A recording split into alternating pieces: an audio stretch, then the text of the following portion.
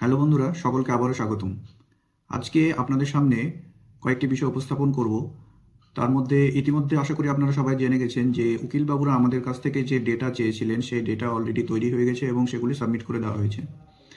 একটি দল সবসময় এই ডেটার জন্য কাজ করছে, হয়তো তারা আপনাদের সামনে কখনো আসে না, আপনারা কেউ তাদেরকে চেনেন না। আশা করি যেদিন আমরা সাফল্য লাভ করব সবাই আপনাদের সামনে আসবে এবং চেষ্টা করব সকলকে আপনাদের সামনে নিয়ে আসা। এবার আসি কেসের বিষয়ে। আমাদের কাছে প্রথম প্রায়োরিটি হলো 10 নম্বর বাতিল। 10 নম্বর বাতিল করতেই হবে, আমরা না আগে মানব না পরে। এই জন্য এই 10 নম্বর বাতিলের যে কেস চলছে, আগামী 10 তারিখে আবার শুনানি আছে এবং আশা করছি এই মাসে না হলেও আগামী মাসে আমরা রায় পেয়ে যাব যে 10 নম্বর থাকছে কি থাকছে না। তাছাড়া এই 10 নম্বর বাতিলের জন্য আরও একটি কেস করা হয়েছে জেনারেল ক্যাটাগরি প্রার্থীদের তরফ থেকে, যারা 70-এ 70 পেয়েছেন। আপনারা সবাই অবগত আছেন যে সব থেকে বঞ্চিত কারা হয়েছে।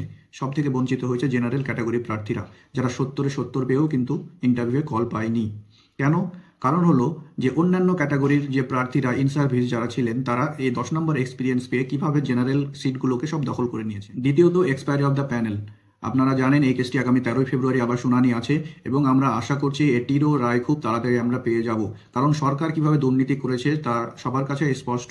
এবং এক্সপায়ারি অফ দ্য প্যানেল যে হয়েছে, প্যানেল এক্সপায়ার হয়ে যাওয়ার পর যে নিয়োগগুলি হয়েছে তাদেরকে সকলকেই বাদ দিতে হবে, এটি হাইকোর্ট এবং সুপ্রিম কোর্টের রায়ে ছিল।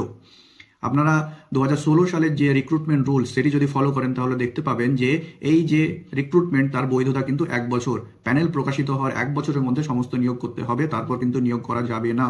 কিন্তু দেখা যাচ্ছে যে সরকার এর পরেও প্রচুর কাউন্সিলিং করেছে এবং নিয়োগ দিয়েছে। আরেকটি বিষয়, আপনারা যদি ভাবেন যে এই সরকার যে 1806 এবং 3512 জন যে টেন্টেড লিস্ট বের করেছে এটি সব, তাহলে ভুল করবেন। এছাড়াও প্রচুর পরিমাণে আরও লিস্ট আছে, সিবিআই চার্জশিট আছে এবং সেখানে সব মেনশন করা আছে। আমরা একে একে আপনাদের সামনে সব কিছু তুলে ধরবো। এবং আরেকটি হাস্যকর বিষয় আপনারা দেখতে পাবেন যে কোর্টে এসএসসি বলছে আমাদের নাকি দায়িত্ব যে আমরা টেন্টেড ধরে দেবো, তারপর ওরা বাদ দেবে। তাহলে ওরা কি কাজের জন্য আছে? ওরা কি শুধু দুর্নীতি করার জন্য ওখানে আছে? আমরা হার মানছি না, মানবো না। আমরা একে একে সব লিস্ট বের করব এবং সিবিআই চার্জশিটে যে উল্লেখ করা আছে সেই লিস্টের এখনও প্রচুর প্রার্থী যারা এই যে 11-12-এর প্যানেল প্রকাশিত হয়ে গেছে তার মধ্যে কিন্তু আছে। আমরা সেগুলো সময় আসলে সবার সামনে তুলে ধরবো।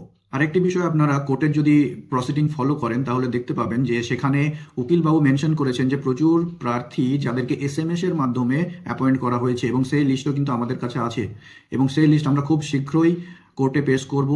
এবং আপনারা দেখতে পাবেন যে সেই লিস্টে যারা আছেন তারাও কিন্তু এই 11-12-এর যে প্যানেল সেই প্যানেলেও কিন্তু আছে। তাই আপনারা সকলে আমাদের সঙ্গে থাকুন, সাথে থাকুন।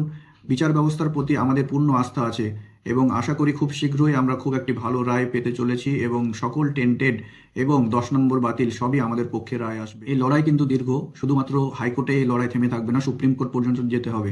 সেই জন্য এখন থেকে আমাদের প্রস্তুতি দরকার এবং আমাদের প্রচুর পরিমাণে অর্থ প্রয়োজন।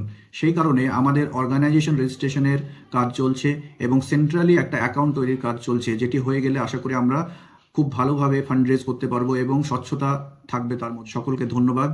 আপনারা সাথে থাকুন, পাশে থাকুন। কে কি বললো কোনো দিকে নজর দেবেন না।